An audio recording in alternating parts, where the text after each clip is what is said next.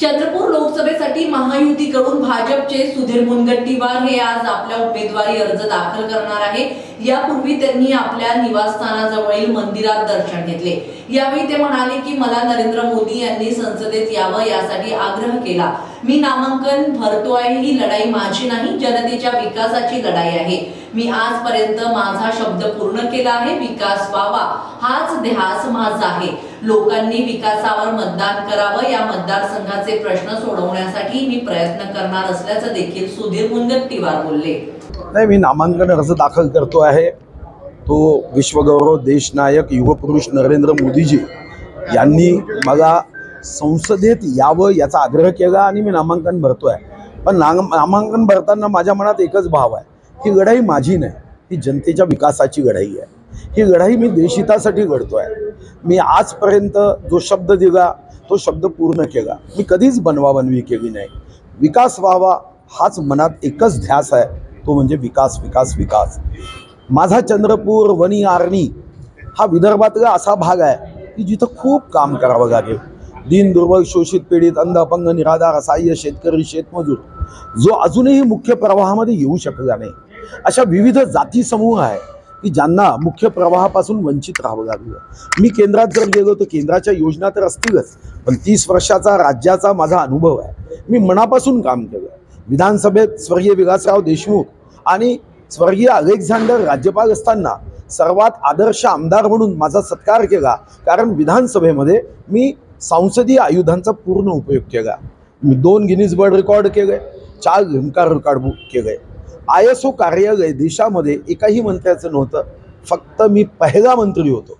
आता काही मंत्री नक्कीच झाले, पण एकही राज्य आणि केंद्र नव्हतं की जिथं ISO कार्यालय होतं। ISO याचा अर्थ काम करण्याची एक विशिष्ट पद्धत, पाठपुराव्याची विशिष्ट पद्धत, जिथं आपण हात टाकू त्यामध्ये 99% यश येण्याची खात्री। आज तर मान्य मोदीजींची विकासाची गॅरंटी आहेच, पण माझ्या कामाची ही खात्री यासोबत निश्चित असणार आहे। जर लोकसभेत मी गेलो तर केंद्राच्या योजना तर मी नक्कीच आणेन, जिथं ताकद गावेन। संसदेच्या भिंती चंद्रपूर वनी आर्णी लोकसभेचा आवाज तिथं ऐकेल, देश ऐकेल।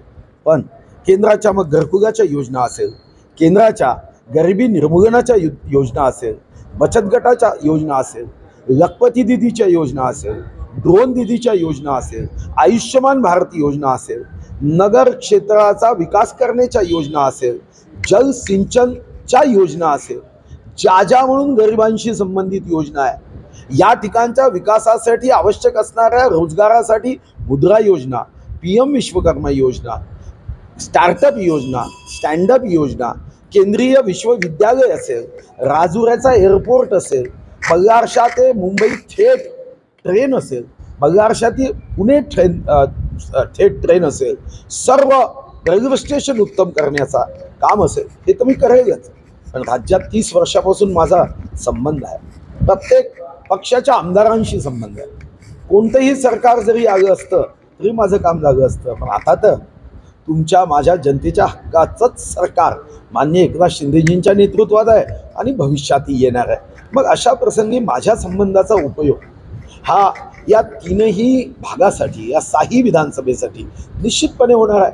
आणि माझ्या मनात एक प्रश्न येतो, तुमच्यापैकी कोणीही या देशात मनाला हा प्रश्न विचारा की 24च्या निवडणुकीत विश्वगौरव नरेंद्र मोदी पंतप्रधान होईल की राहुल गांधी होईल, शरद पवारजी होतील?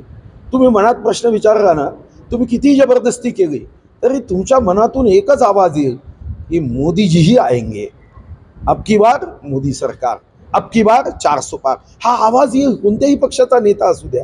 मग माझ्यासमोर साधा सोपा सरळ प्रश्न आहे की माझ्या विरोधातला काँग्रेसचा खासदार निवडून गेल्याने संसदेमध्ये काम होऊ शकेल का?